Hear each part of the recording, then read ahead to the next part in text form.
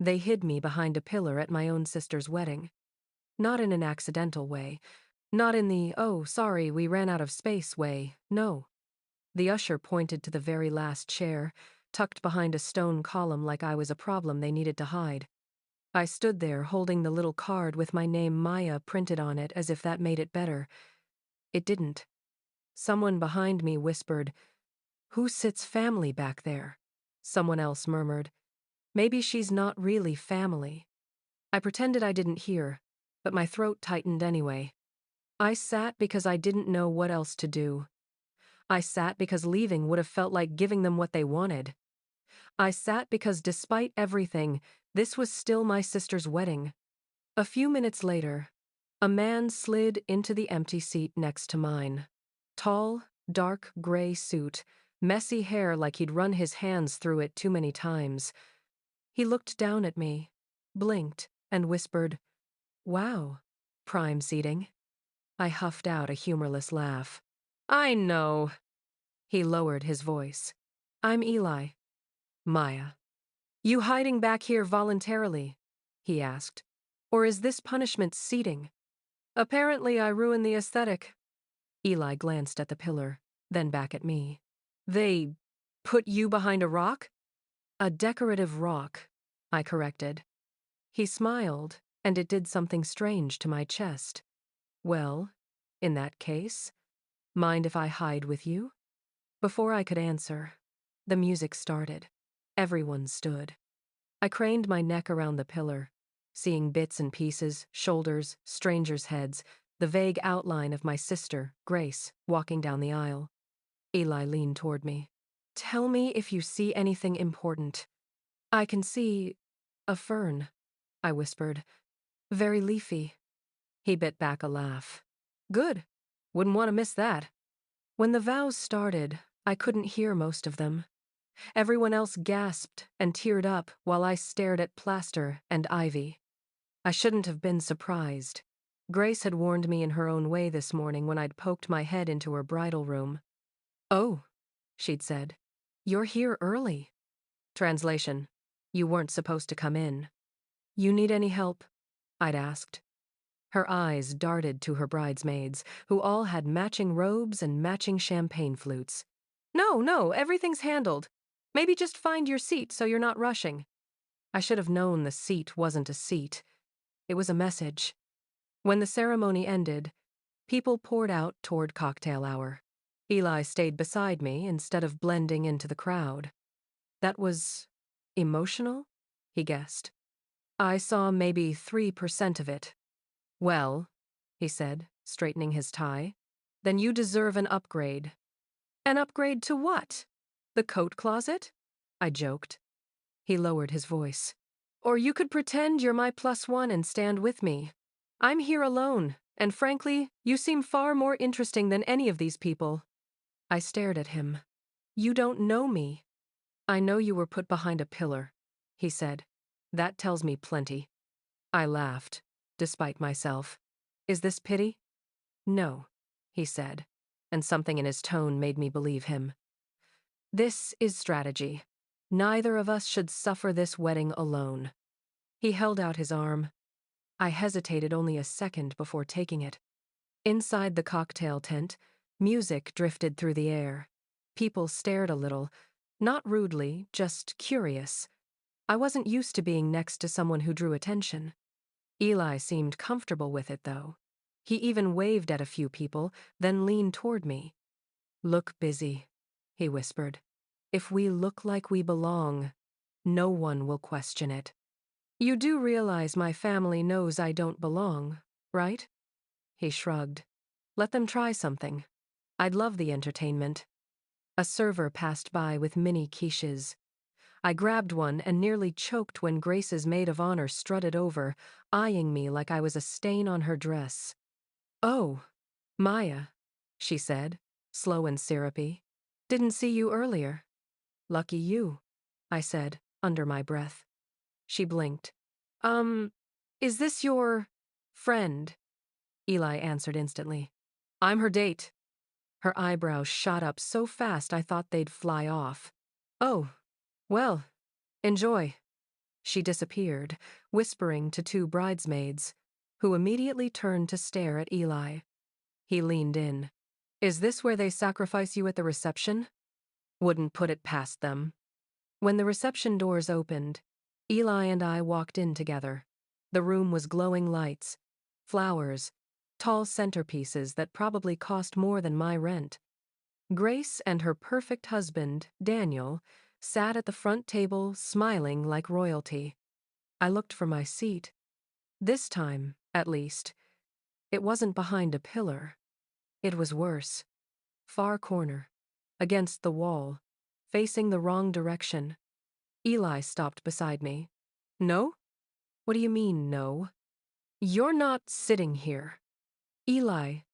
He snatched my place card. Nope. We're fixing this. Eli. Shh. He placed his hand lightly on my back, guiding me toward a table closer to the front. Just follow my lead. Eli, this is a terrible idea. Terrible ideas make the best stories. He pulled out a chair. Sit. I wanted to protest. I really did. But I was so tired of being invisible, tired of swallowing it, tired of pretending it didn't hurt. So I sat. Eli sat beside me.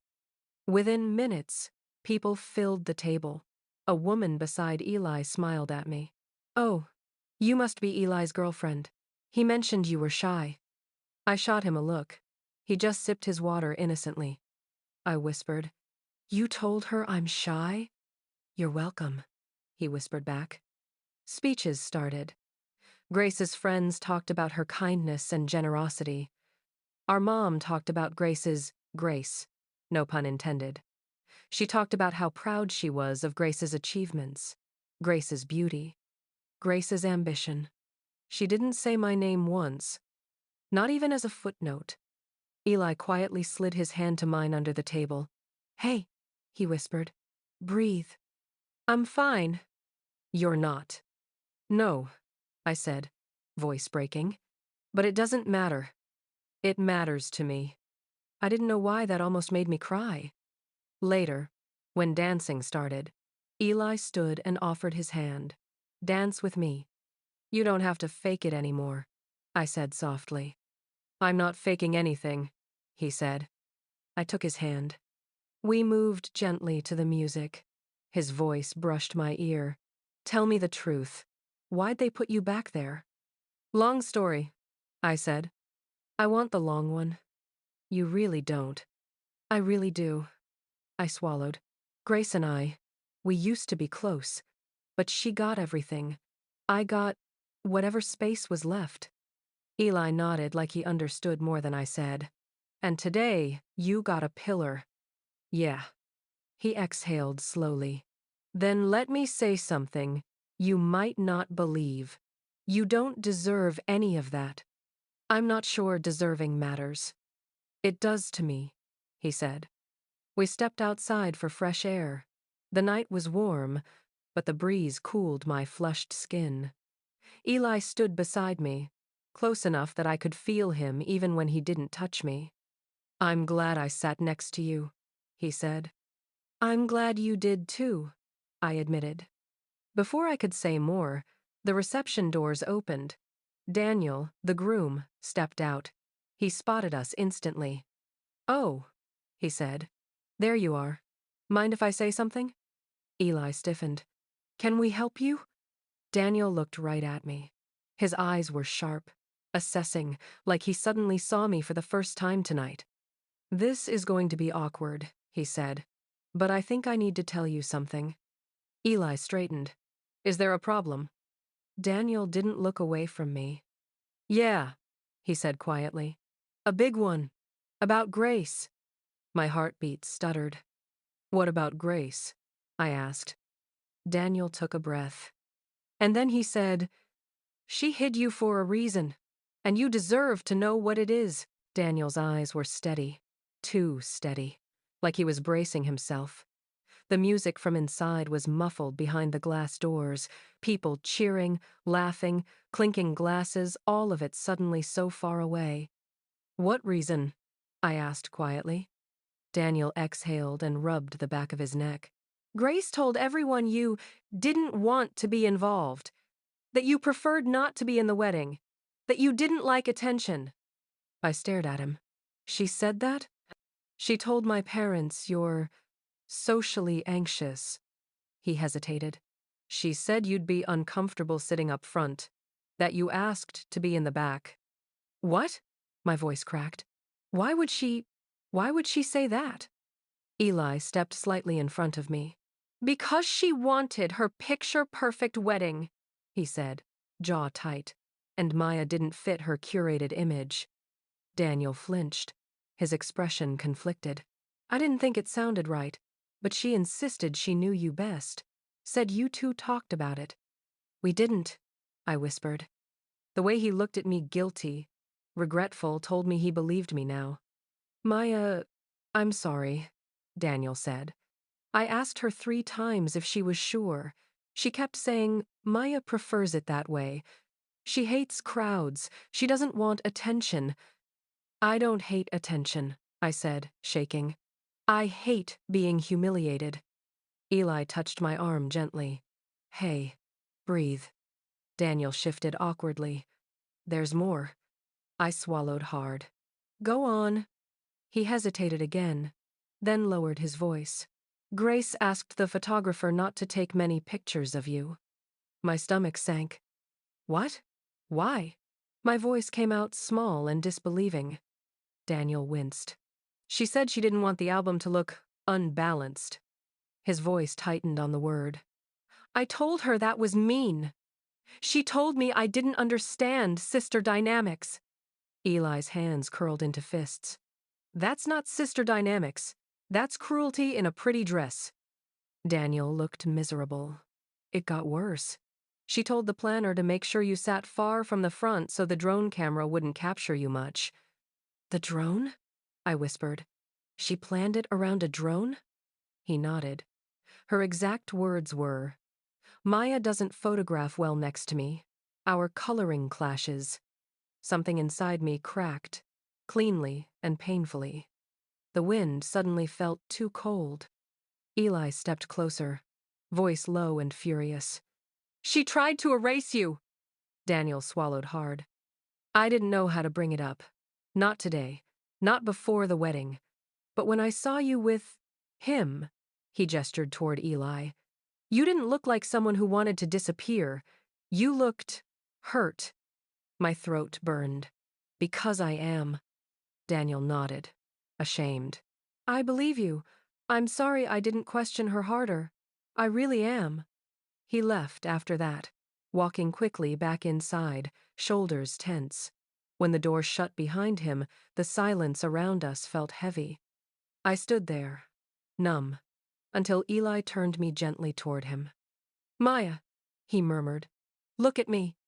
I did. You do not deserve a single piece of what she did. Not one. I blinked fast, fighting tears. Why would she lie like that? Why pretend I didn't want to be part of her wedding? Because she didn't want you there, Eli said simply. Not in the parts that mattered. That's not fair. I didn't do anything to her. You existed, he said softly. That's enough to threaten some people. I let out a shaky breath. You must think my family is ridiculous. I think your family is lucky you've tolerated them this long, he replied. I think you deserve better. I stared at him. Why are you being so nice to me? Because I like you. You don't even know me. His eyes softened. I know enough. Enough to fake being my date? I tried to joke. Eli's jaw flexed. I wasn't faking. The words hit harder than I expected. Before I could ask what that meant, the doors opened again this time. Grace stood there. Her smile dropped the second she saw Eli beside me. Oh, she said. You're still here. Unfortunately, Eli replied dryly. Hey there. Grace's gaze flicked between us, now calculating, now annoyed. Maya, can we talk? Alone. No. Eli said it before I could. Grace glared. This isn't your family matter. It is, he said, when your family matter involves lying about her to everyone. Grace stiffened. Excuse me? I stepped forward. Grace, Daniel told me everything. Her expression froze for a single second, shocked, guilty before she forced a laugh. Everything? Like what? That you told people I hate attention, I said. I thought that would make you more comfortable, she said quickly. Comfortable? I repeated. Behind a pillar? You're exaggerating. You told the photographer not to focus on me. Her eyes flickered. I just didn't want you to feel pressured. You told people I didn't want to be part of the wedding. I thought you'd prefer... You told people I don't photograph well next to you. That one hit. She went still. Maya, she began. Why would you say that? I whispered. Her voice cracked. Because I wanted the pictures to be perfect. And I ruined that? She looked at the ground. I wanted one day that was completely mine.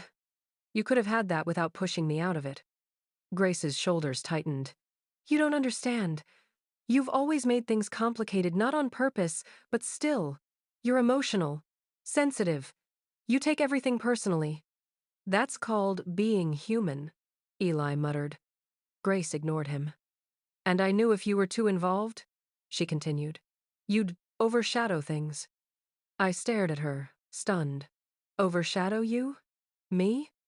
You have this presence, she said bitterly. People like you, even when they shouldn't.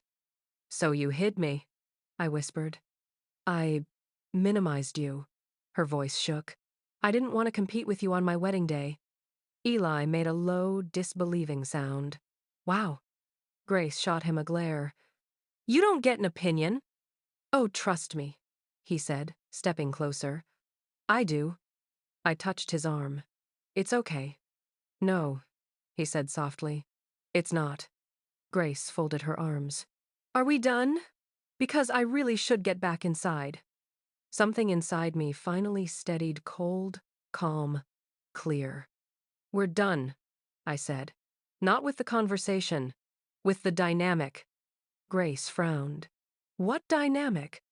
The one where you shrink me to make yourself feel bigger. She opened her mouth, then closed it. I took a breath. I love you. I always have. But I can't keep pretending you love me back in the same way. I won't keep stepping into spaces where I'm tolerated but not wanted. You're being dramatic, she said quietly. No, I replied. For once in my life, I'm being honest. She stared at me, stunned, as if she'd expected me to fold again. I didn't. I turned to Eli. Let's go. We walked toward the parking lot. I didn't look back. Halfway down the path, Eli stopped and caught my wrist gently. Maya, he said softly. I meant what I said earlier. Which part? All of it. But mostly, he took a breath. I wasn't pretending, and I don't want tonight to be the last time I see you. My heart thudded painfully. Eli, you don't have to say anything now, he said. Just don't disappear on me. The night air was cool, blurry with emotion. For the first time all day, I felt seen not because of how I made a photo look, not because someone needed something, not because of my last name. Seen because someone genuinely cared. I breathed out. I won't disappear. He smiled, slow and relieved. Good. Then I'll pick you up tomorrow? Breakfast? Somewhere with terrible coffee but great pancakes? A laugh bubbled out of me unexpectedly. Yeah, I'd like that. He slipped his coat around my shoulders. Then it's a date. We walked together toward the cars, two silhouettes leaving behind a building that had tried to erase me. I wasn't erased. I wasn't invisible. Not anymore. And for the first time in my life, I didn't feel small. I felt possible,